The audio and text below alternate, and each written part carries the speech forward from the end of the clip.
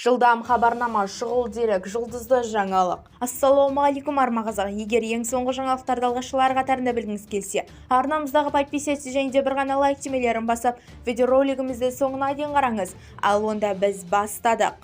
Желіде Ерке Есмаханға беріліп жатқан сұраулардың саны көп, алайда Ерке Есмахан бір сұрауға жауап берді. Күйеуіңізбенен болатұғын той қашан болмақ деген сұрауға Ерке Есмахан былай жауап берді. Біз жазға тойды белгіледік, алайда мен той болғанын қалаған жоқпын. Күйеуім осылай жасағысы келді деп марқана сөйледі. Желіде тараған және бір сұмдық сұраулардың бірі. Неге күйеуіңіздің үйіндегі видеоларды, яғни келіндік видеоларыңызды тастамай жатырсыз деген сұрауға Ерке Есмахан былай деп жауап берді.